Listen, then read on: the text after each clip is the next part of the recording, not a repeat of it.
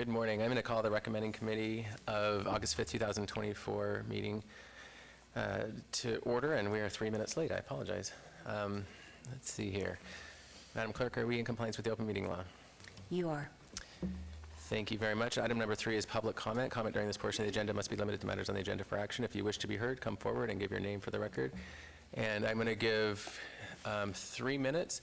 And just as a heads up for anyone in the audience, I know we have a couple of bills that you may be here for. I think if it's okay with staff, I'm going to call item number 7, bill number 2024-22 first, just because I think probably the majority of you are here for that. So I'm going to call that one first, and then we'll go following that. But for anybody that would like to speak on public comment, this is your time now, and I'll give 3 minutes. Yeah. Senator Dennis, very good to see you. Great to see you. Good morning.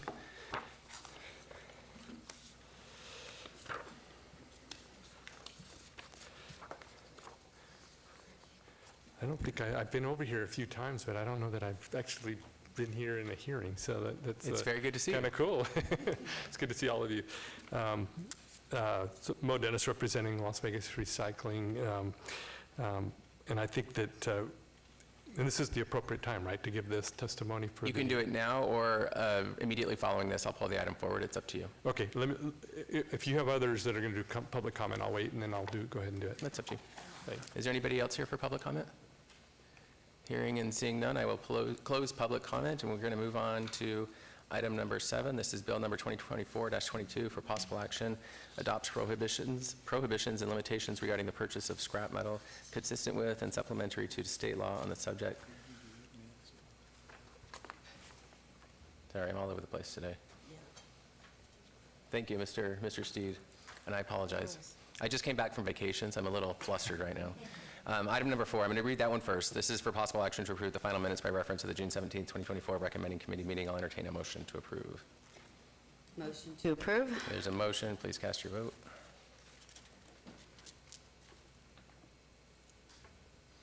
And that is passed.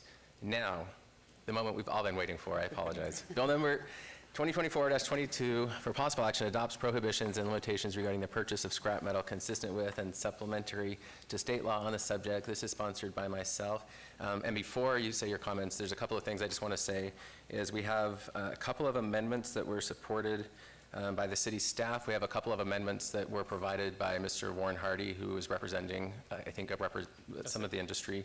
I think both of those warrant some additional time, and so I'm going to read those amendments into the record after public comment, and then I'm going to ask for this committee to support obeying it for 2 weeks, just to give additional time for people to consider what those amendments would look like. And so I just want to put that out there. Mr. Ford, do we have anybody on staff that will present?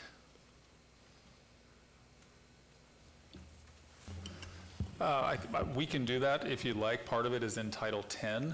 Seth Floyd, for the record, Director of Community Development. So pretty short bill, and Mr. C will correct me if I get the Title 10 part wrong, because that's not the part we're in charge of in community development, but it essentially creates a new misdemeanor that would apply to the purchase and sale and the process for that for scrap metal. What it also does in Title 6, which is under community development, is it gives us, it sets our civil fine for those and makes it clear that we have the ability to enforce that new misdemeanor as well. So it gives us some broadened enforcement authority. And I think unless there are questions, I'll leave it at that, because it's a very short one-page bill, unless Mr. Steed has anything to add. And I am going to ask Mr. Ford in 2 weeks from now, if it's supported by this committee, to obey it, to have Department of Public Safety and Department of Public Works present on behalf of this bill, if that's okay with you. Absolutely. Steve Ford, Deputy City Manager, I can absolutely make that happen. Thank you. And for those in the audience, the amendments that I'm going to suggest to give us additional time to consider, I'm not going to read them, but I'm just going to give some general sense so you know before you provide comment. Some of it relates to the definition of scrap metal. The only intent on my behalf is to focus in on municipal wire that's providing light to the city. So I don't want to go after any other metal. I don't want to impact any other business operation. It's specifically related to the wire the city puts in to the light poles. The other amendment suggested by Mr. Hardy had something to do with business-to-business transactions. That does no interest to me whatsoever. And so I just want to work through those amendments. I'm going to read them after public comment, just so you know what they are. But those are my suggestions, and I'll ask this committee to entertain a 2-week abeyance so that we can have time to think those through and give you all time to respond to them, if that's okay with you. Okay, so with that, I'm going to open this up for public comment, and then I'll allow time for my colleagues up here to ask any questions or provide any feedback as well. Mr. Dennis, now. Thank you. As mentioned before, Mo Dennis, representing Las Vegas Recycling. So I think that we all agree that copper theft is a real problem in Las Vegas, and we appreciate the City Council working to find a solution. As a personal note, I know what it's like to go several months without street lights on your street because somebody stole the things out of there. And so we know it's an important thing, and it's a problem. In the current ordinance, we oppose that, but we appreciate and we've been working with the industry with some of the amendments that you already have talked about. And so, but as it's currently written, we know that there is an issue in copper theft and want to work with the council to find a solution to fixing the issue. And it was our understanding, as you just mentioned, that the intent of the ordinance was to deal with the sale of 7-strand utility wire, which you could call it municipal, and that's what they use in the light poles. And any metallic wire that has been burned to remove insulation. We are in support of that concept. However, this ordinance draft, the original as written, goes beyond that, and so we appreciate your willingness to look at that issue, especially when it has to do with all scrap metals, because it really impacts the industry's ability to do their business. And it would create a competitive disadvantage, especially with the other municipalities. And we respectfully request that the business transactions be exempted in their entirety from the ordinance. And you've mentioned that. I wasn't quite clear on what you're proposing there. But we were just basically in that situation, it would apply to bonded, licensed, and insured businesses. So if you got a contractor that has scrap and they're licensed and bonded and they deal with the recycler, those are the ones that we're saying that they're already set up to be able to do that. And so, we would like to see those exempted. Las Vegas Recycling has been transparent in our process for purchasing wire from small recyclers that come to our facility. We've also invited members of the council and safety officers to tour the Las Vegas Recycling facility to help explain the process, and I know some of you have been able to do that. Since the last tour, Las Vegas Recycling has updated its intake transaction reporting to include a special and separate code for what's called bright and shiny 7-strand copper utility wire. So that means that they've been able to separate that. So when somebody comes in with that, they actually have a code now in the system that can separate that so that we can track how much of that is coming in and out and that kind of thing. And I know that's something that some of the members of the council have requested, so we've been able to do that.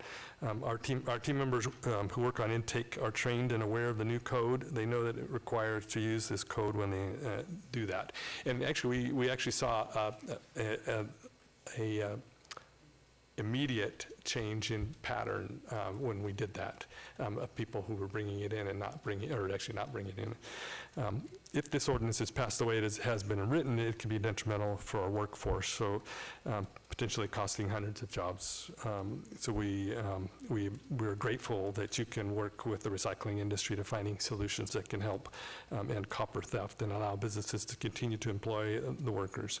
And we urge you to please consider the proposed amendments. Las Vegas Recycling and the industry, as you will also hear coming up as presented. Metro, we also believe that Metro should be given the resources to go after the organized street light copper theft rings. The task force that has been working on this issue should investigate and go after the organized copper theft rings and licensed middlemen that are a big part of the problem. We as an industry are also willing to help fix the issue at the state legislature and would be willing to work with the municipalities on the best course of action for a legislative solution. And we think that that's an important part of this, that there's a legislative piece of this that needs to be resolved.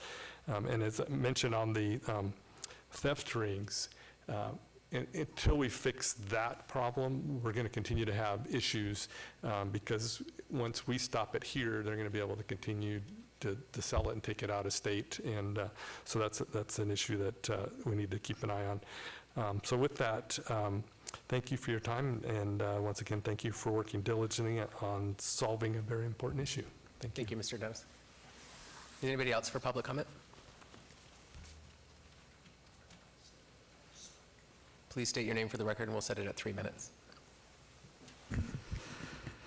Good morning, committee. Isaac Hardy, representing SA Recycling and Champion Recycling. I just wanted to thank Councilman Knudsen and each of you for the time you have spent working with the industry to address this problem. And I think we can all agree that, there is a problem. We acknowledge that the theft of utility-grade copper wire is creating a significant financial burden on the city of Las Vegas as well as other entities. Far worse, it is creating an extremely dangerous situation for your constituents and for our neighbors. Our clients have taken major steps to address the theft of these materials within our practices and procedures. Those who steal this material and attempt to sell it jeopardize what, for us, is an important industry, an industry that allows us to provide jobs for, our families and for the 200 employees, of Southern Nevada that we have.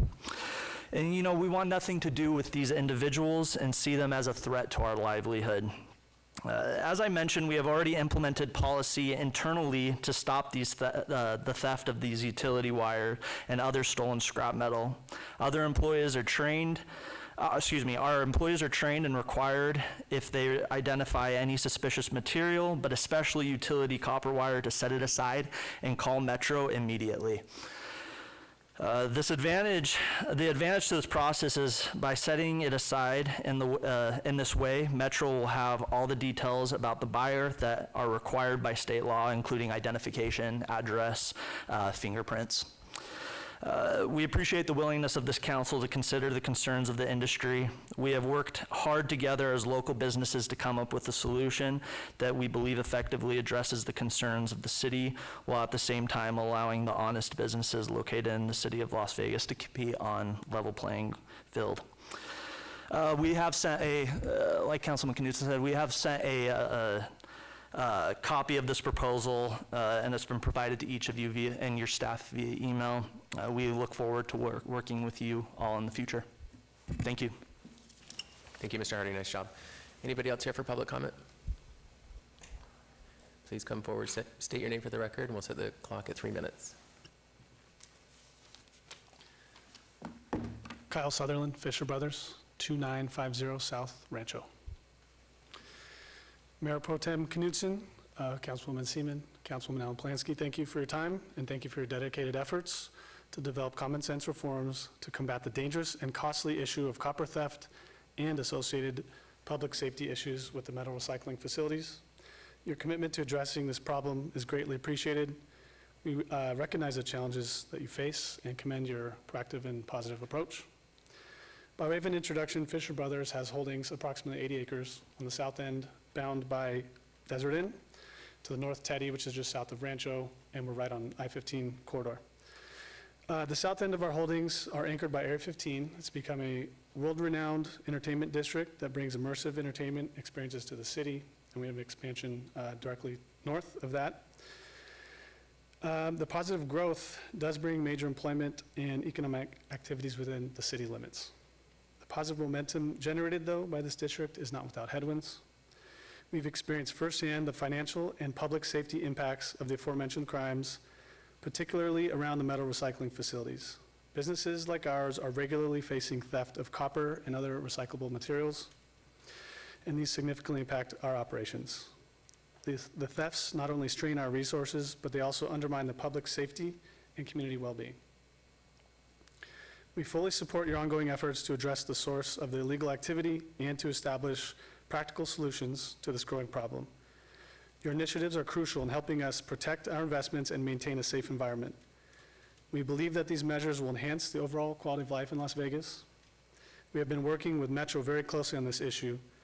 However, the incident count is taxing on their services and has proven to be more than they can reasonably respond to.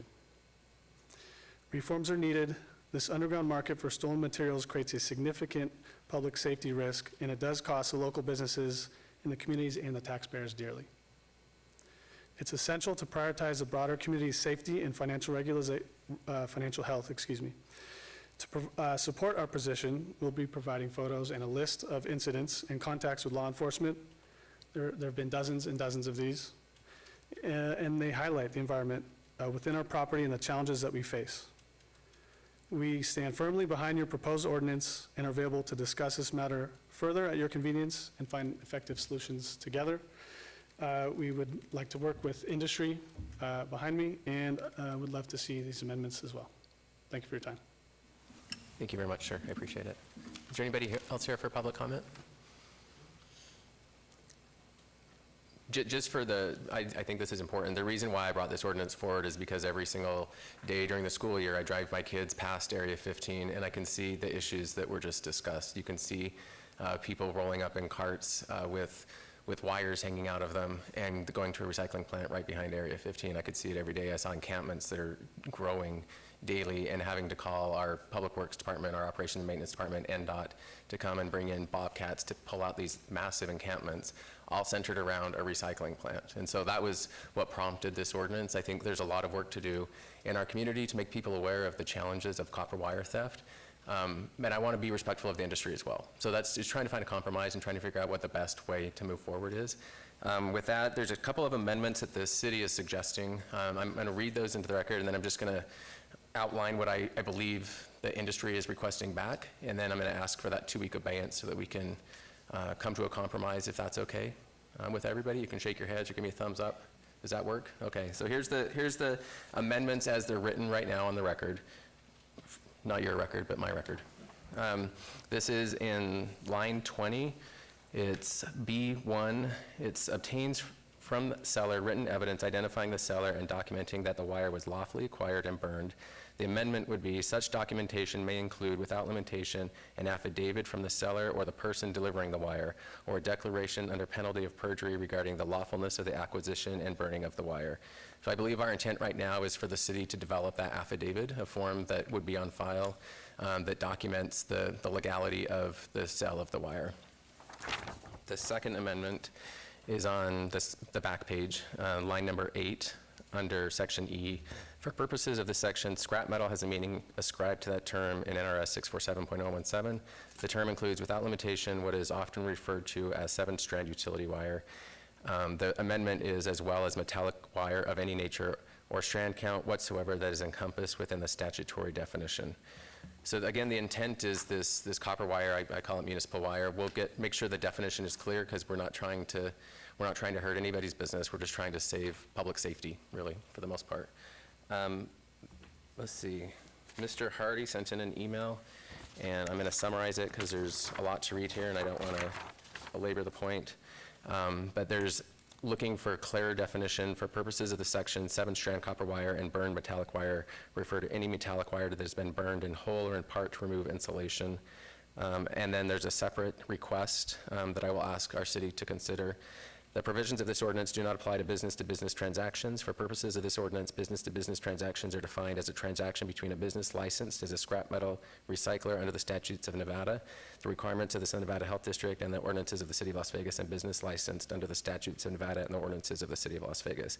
The legal owner of the business as an individual also qualifies as a business for purpose of this exemption, and in all cases, the buyer of the material must be licensed as a scrap metal recycler as defined above. So I think that's a request to more narrowly define that business-to-business transactions are appropriate. At first blush, I got this email it's vacation mode, so I'm last night or the night before. At first blush, I think those are reasonable requests, but I want to make sure I check with our Public Works Department, our Department of Public Safety, Metropolitan Police Department, and eventually our City Attorney's Office to see if we can clarify that in writing. Because again, the intent is to protect public safety, hopefully protect some of the challenges that I've seen at Area 15 that I drive by every single day. So it's a complicated issue. I know the industry is working hard at it, and I don't know that there's a perfect answer, but I promise I have the best interest of the public at heart, and I don't want to hurt the industry. I have no interest in that whatsoever. So with that, I'm going to open it up for any questions or comments up here from my colleagues. Thank you, Mr. Chair. First of all, Senator Dennis, it's nice to see you. Haven't seen you in a while. I'm glad to see that you've landed on soft ground post your public service, so that's wonderful to see you here advocating on behalf of industry. My concern here on Val's highlighted, it says, as well as any metallic wire of any nature. So I bet you those folks are mildly concerned that the words metallic wire of any nature includes outside of copper. And I guess you're going to take the next 2 weeks and try to iron that out, but I think it's our intent to just focus on only copper wire, as opposed to the way it's written here is probably more broad than they would like. Yes. Okay, so we'll work on that. And again, I guess it's worth mentioning that whatever we do, there are 3 recyclers in the city of Las Vegas. Whatever we do is only limited to them. So my ancillary commentary is that this is barely a Band-Aid. We definitely need the legislature to take action, and that the city is losing millions and millions of dollars every year. So the idea of not moving forward is not something that we are going to embrace. So we do need to move forward with something so that the legislature understands that A, we're holding the bag and losing money, and B, even beyond the loss of money, the safety in our neighborhoods are a priority. So we need lights that work. And one quick commentary, I have been working with representatives from the county, North Las Vegas and Henderson. I believe the county has introduced similar language, and their intent at this point, given everything that I can't control, is to copy the language of the city, and I believe Henderson and North Las Vegas have similar intentions. So this is valley-wide. That was a request of the Metropolitan Police Department, as if it's valley-wide, it's easier for them to get a handle on it. Councilwoman.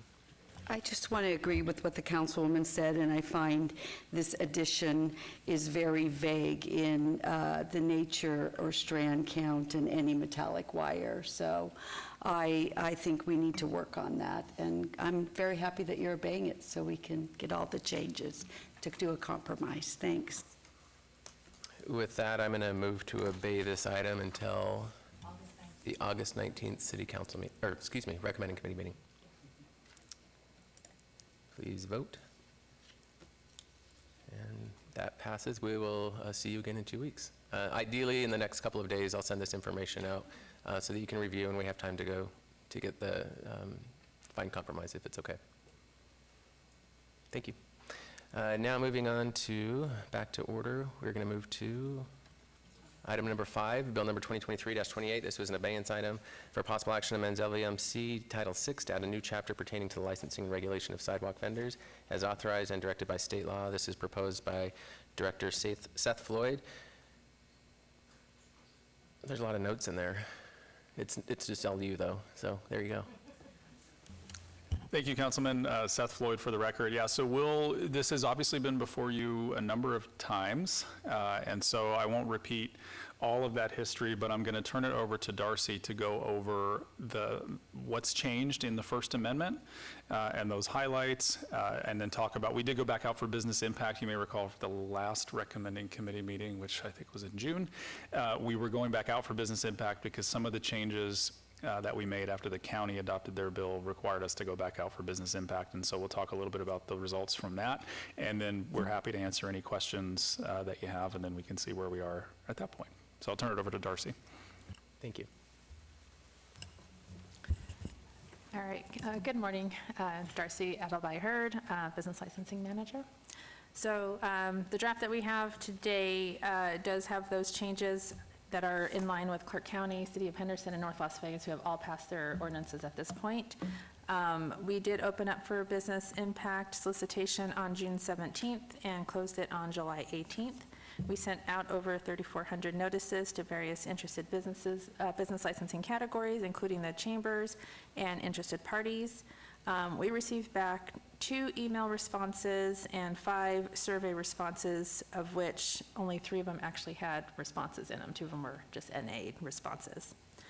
So some of the highlights in this changed amendment include distance separations from the schools, community centers, pools, and churches went from 1,000 feet to 500 feet. Added a distance separation of 150 feet from vehicle entrance of any fire station, police department, hospital, or other emergency response structure or path. We've added a 150-foot separation between the sidewalk vendors. We removed the allowance of merchandise sales, so it's just food and beverage now. We updated the restricted vending hours in the residential areas to match the other jurisdictions from 9 p.m. to 8 a.m. We added a restriction for non-stationary vendors from vending in one place for more than 30 minutes. We added requirements for trash receptacles and cleanup requirements, as well as requirements to collect and dispose of grease and waste properly. We added a maximum conveyance size of 25 square feet, and we added a liability insurance requirement to match what the other jurisdictions had. And we're available for any questions. We will open it up for public comment first. The only question I have, if anybody wants to make their way down here, is just a statement from you, Mr. Floyd, since it's your ordinance, that this is a requirement of the state that we move in this direction. And then Ms. Adelby, I heard if you're able to comment, if you've had any communication with the county on this success of their ordinance and what's going on with that. Yeah, thank you, Councilman. Seth Floyd for the record. So yeah, and I apologize, I probably should have done that as part of the background. So this originated with SB 92 in the last legislative session, which was essentially enabling legislation that allowed us to develop an ordinance around sidewalk vending and provided some guidance on what, if we adopt an ordinance, what needs to be in that ordinance. Our efforts in this regard really started back about a year ago in August of last year in developing an ordinance, working with our sister jurisdictions. I will say it's a little complicated. We were kind of starting from scratch. This isn't something that state law had regulated for us prior, and so we've done a lot of outreach on that. But yes, this is authorized and required under SB 92 from the last legislative session. And we are past due in passing this based on the requirements of the law? I will defer that question to Mr. Steed. There are a lot of dates in this bill, and I don't want to get them wrong, and I know he's done a lot of thinking about that, but yes, there were some dates in the bill that if we were to pass an ordinance, there were some target dates at which time certain things went into effect. Again, I'll defer to Mr. Steed, but I don't believe you actually have to pass a law. If you are going to, however, the default state law went into effect on July 1st, but of course, because it's enabling, you are authorized to adopt a bill anytime before or after that, but I'll defer to Val to make sure I express that correctly and as simply as possible. Well done, Mr. Floyd. Let me just add, he's correct, we don't have to adopt an ordinance, but if we don't, certain activities cannot be prohibited by the city. In other words, vending in certain areas without an ordinance would have to be allowed. We couldn't cite people. So the idea was we ought to do something. Some of the deadlines were deadlines that were effective dates rather than deadlines, although they've been expressed as deadlines. Other deadlines are deadlines by which certain things had to be in place if we were going to do certain things. So I think it's safe to say that we're not in violation unless we're out citing people that would be contrary to SB 92. Thank you. And I don't believe we are. And how's the county doing? Okay, so I also just came back from vacation not too long ago, but I did talk to them a couple weeks ago, and I believe they had issued, I think they were on their second or third permit. So they've had their ordinance passed for a few months, but they've only issued like maybe 3 at this point, 3 licenses. And just from, I also sit on the Southern Nevada Health District, and so one of the challenges for vendors would be once they go through the county's licensing process, they also have to get a permit from the health district. The health district's permit is currently around $800 or so. Ours is $150. Yeah, across the board, everyone's charging $150 annual license fee. Yeah, so the challenges are not within the business licensing realm of municipal government. It's also within the Southern Nevada Health District, creating extra regulations for this group to hurdle through. So this is a whole lot of talk for 3 licenses. Let's open it up for public comment. David Brown, 520 South 4th Street. Our firm represents a company that owns multiple fast food franchises throughout the valley, county, city included, of course. Our only issue with the ordinance we would point to is 6.96.080 subsection I. It lists the distance separation from a fast food or any restaurant establishment as 150 feet. We would ask for 500 or 1,000 feet in one of those other categories. They make a substantial financial investment to be able to have a brick and mortar location. They often negotiate with the landlord that there will be no other competitors in their type of food category. They hire a lot of people that are, of minority. They really just want to be on a fair playing field, and we would just ask to increase the distance from 150 to 500 or 1,000 feet. Thank you. Thank you, Mr. Brown.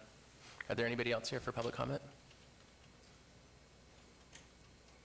Hearing and seeing none, we'll close public comment and turn it over to my colleagues. Okay. I am perplexed why the business that it impacts the most only has 150 feet of separation distance, and I think that we should up that to 1,000 feet because it affects them more than any of these other industries. And so I'm going to ask my colleagues if they agree that we should amend that.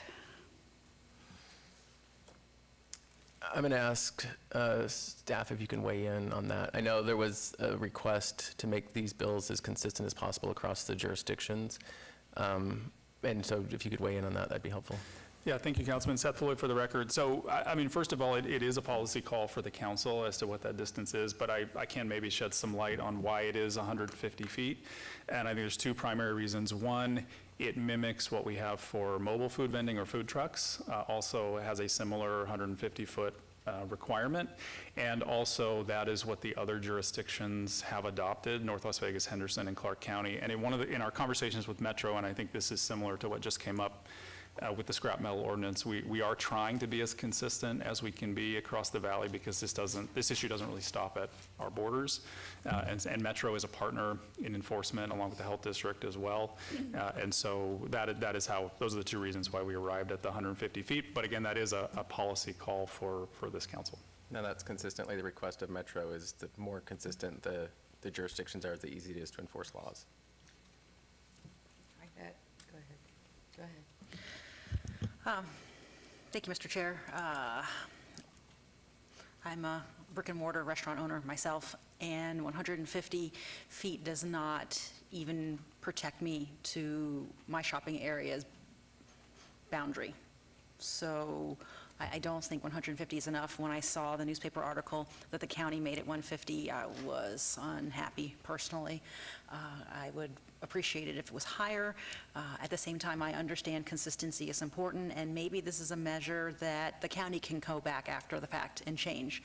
That's what I would like to see happen personally. I don't know how to go about that. I'm all ears on how to suggest that, but 150 doesn't afford any business owner any protection. I know I drive by an illegal, at this point, food vendor every day coming home, and it sells tacos, and within 200 feet there's a brick and mortar taco shop, and there's a taco shop on the other direction, the other street corner. So this is impacting folks that have hundreds of thousands built in their brick and mortar to compromise their ability to make money. And from what I've heard from the industry, that every day that a taco stand does that, it's 25% less in sales. So you're impacting people's ability to pay for Little League dues and people who've invested a lot, and I hate to see that. Yeah, I want to say that we always try to stay consistent, but we have a camping ban and the county doesn't. I mean, our concern is city businesses, and I think if people want to come in and invest as much money as they do, they want to be protected. And so I mean, even if it's 500 feet, I would support that, but I can't support 150 feet. I ran a business, and, you know, it's very difficult as a brick and mortar to pay rent and employees and have someone come in and take away 25% of their business. So as much as we like to stay consistent, maybe they got it wrong. So I would support amending that to at least 500 feet. So I would add, just Seth Floyd for the record, one other comment, not to dissuade or persuade, but the bill also has, in the section that Mr. Brown referenced that relates to the 150 feet requirement, there is a subsection that also prohibits vending, quote, on a public sidewalk or pedestrian path that abuts the parcel on which the food establishment is located and is operating with the written consent of the operator of the food establishment. So there is a strict distance separation from the primary entrance, which is the 150 feet, but there are other rules that also apply that may actually prohibit them from being located there. And then just, sorry, I have one other comment, Councilwoman, to your point. The other thing that I think has been confusing about the rollout of enforcement on this bill is we are seeing, and I don't want to speak for the county, but I'm sure they're seeing the same thing, really two different types of food vendors, and I use air quotes because I think we're colloquially calling them food vendors, but the large operations with the tents and the propane tanks, those are not allowed under this version, under current code or under this version of the bill, and aren't contemplated by SB 92. Those are separate enforceable operations that we can go after. These are for the mobile the sidewalk vendors, let me get my definitions correct. The ones that are those smaller carts that when the health district was here, I think they showed you a mock-up of what those would look like. So I just wanted to make that clarification because those are two separate operations that are treated separately. Please. Oh, I think it really goes back to enforcement difficulties, because I know the specific stand that I pass every day, our office has gotten half a dozen complaints. We've moved those complaints on, and that person just continues to operate in perpetuity with no problem. Every evening, every time I see them set up, I get a little angry inside saying, why am I even elected? I can't make any difference. And if I can say that, you know, that adds more confusion to have the 150 feet when everything else is 500 to 1,000. And I think we do need to stay consistent with the 500 to 1,000 feet. It makes it a lot easier. And so I will support it if we can amend it to at least 500 feet. You haven't weighed in. That's not my thing. If you want to make a motion, go for it. I would like a motion. Councilman, let me Yeah. just jump in here. One thing you may want to consider doing is passing it as it is and coming back. The problem with the proposal is that the solicitation went out at 150 feet. And to increase it by more than 3 times may give rise to a challenge. If an ordinance is challenged, it can be invalidated and you'd have to start over again. So one thing you may want to consider is coming back later and doing it. Or you could certainly hold this up again, do another solicitation at 500 to 1,000 feet. I've been an elected official long enough to know that when we pass something, we don't come back and change it very often. And so, so if we amend it now, does it have to go back out, or? No, you can amend it now and risk the consequences of a challenge. That's all I I'm will saying. take that chance. So I would like to make an amendment to make the distance between food establishments to 500 feet.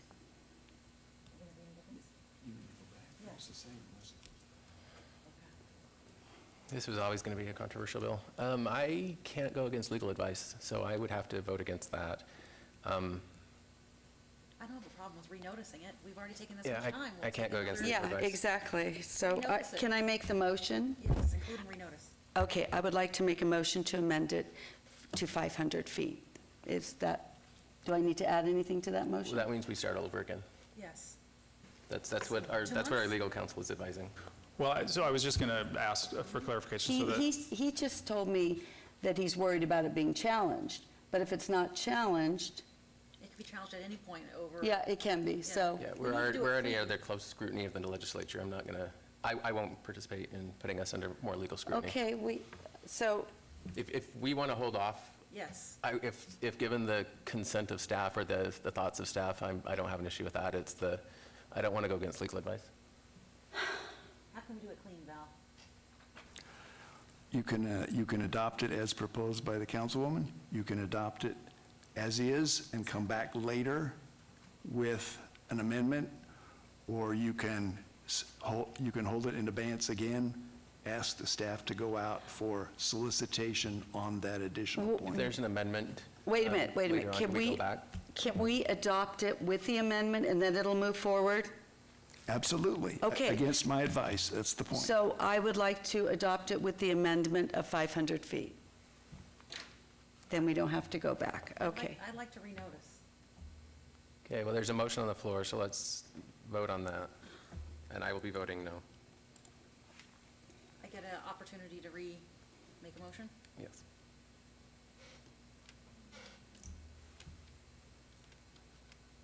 That motion does not pass. Councilwoman Flensky. I think with legal's assistance, to make a motion to move forward with the amendment of 500 feet for businesses, the distance separation, and instructing staff to go back and renotice this, which will take how long, Mr. Floyd? 2 months, 3 months? Yeah, so I think it's kind of the same procedure we did last time, if we're going to go back out for business impact. Yes. It's about a 34 to 45-day process Okay. to get the bill drafted and get it back out. So I think if we obey, I'm going to look at the clerk here for the date of 2 months from now, 60 days, the October Reasonable? recommending. Okay, so Yeah, I just wanted to make sure that, are we talking about bringing it back here or recommending to the council that the ordinance be adopted with the 500 feet, but have the council not vote on it until the solicitation lose is time. back? We Yeah, don't lose time. I don't think you lose time either way. It's just whether you want it to come back here or whether you want it to go to council, understanding that the process will have to have been done first before the council votes on it. Wouldn't that have been easier to adopt the amendment? I don't deal in easy. Okay. Whatever's easier for you is whatever Okay. you can support. We wouldn't have to go out for impact if we would have just adopted an amendment. Well, if your motion had passed, that's correct. Yes, But it okay. did not. Okay. So for clarification, Mr. Steed, we can bypass the recommending committee and go right to city council after the 45 to 60-day process is passed? Correct. Can we include that in your motion? That's two different motions. Mr. Steed, can I ask a question? If we notice this weekend, if we publish it, there's 60 days to adopt, or the ordinance does. We would not have instructed you to publish it. Okay, so we're not going to publish it then? Right.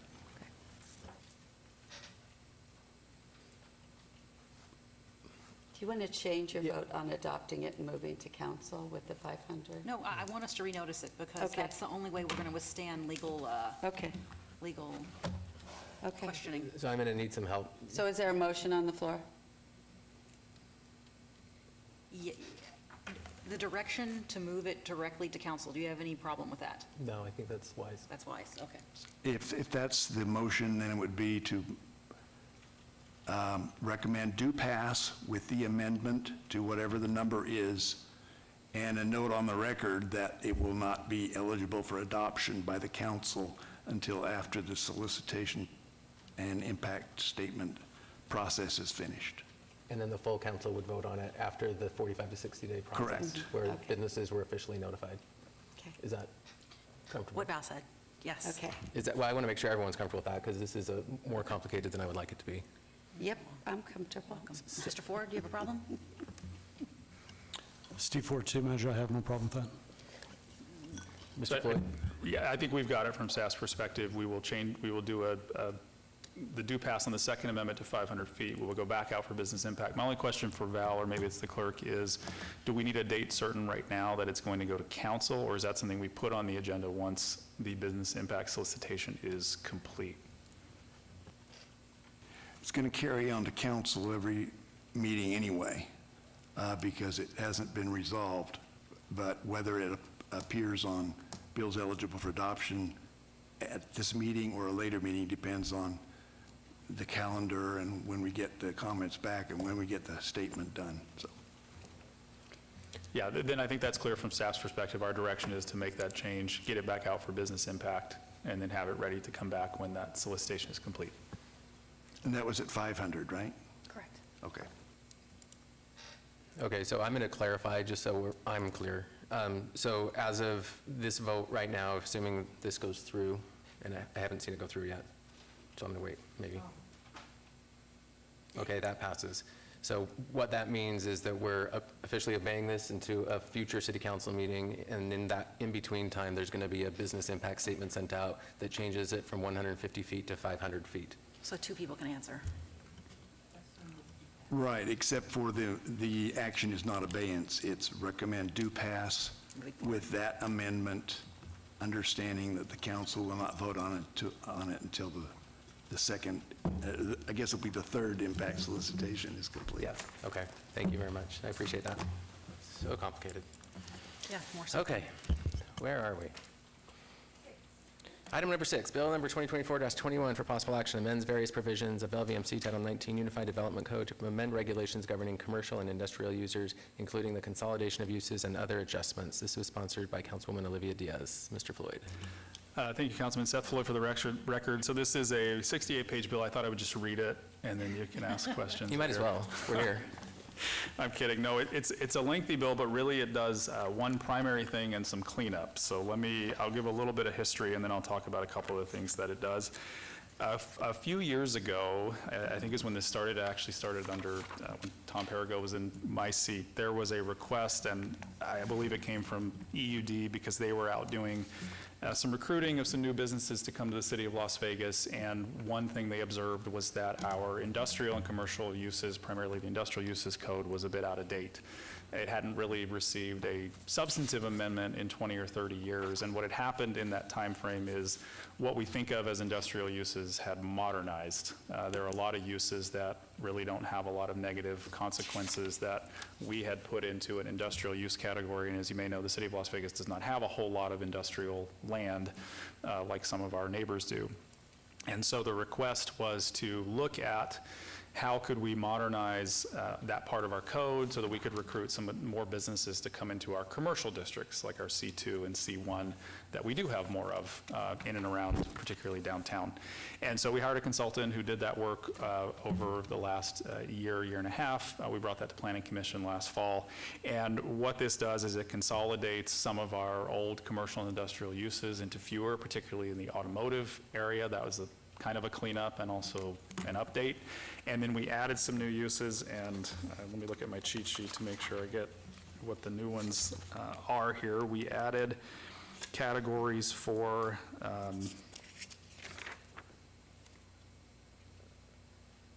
data center and research and development, and the commissary use, which are things that we are now seeing more of. The other things are cleanups. We were getting a lot of requests for wall height variances in industrial properties, particularly on the side and the back for security. And so we've upped the height of those walls that are permitted by code from 8 feet to 10 feet. There is also a state law from last session, SB 80, I believe it was, that allowed for battery-operated and other electrified fences to be utilized in industrial areas. That's actually a nationwide effort that's kind of going state by state, and Nevada adopted that last session, so we updated our code to allow that use as well.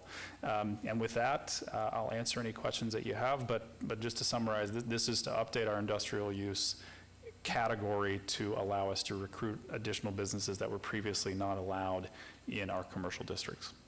Thank you, Mr. Floyd. This is a public comment for anybody who would like to comment. This will be our most simplest, 62 pages, and that's the easiest one for everyone. Any questions or comments up here? Hearing and seeing none, I'll entertain a motion. I move to approve. There's a motion, please vote. And post, and that passes, and that item will be heard, or this moved out of committee will be eligible for adoption at the City Council meeting of August 21st, 2024. And that brings us to our, have I done anything illegal today? Well, I'm tempted at this point. I want to check with the clerk's office. Would you rather see that thing that moves forward on the vending to be a second amendment or instead of a First Amendment? Because we really didn't have a vote on the First Amendment that was proposed, but I think maybe for clarity, we'll have that called a Second Amendment, if that's okay. Yeah, thank you, Okay. Mr. Steed, I appreciate it. That brings us to citizen participation. This is public comment during the portion of the agenda, must be limited to matters within the jurisdiction of the recommending committee. If there's anybody here for public comment, now is your time. Please step forward. Hearing and seeing none, this meeting is adjourned. Thanks, everyone.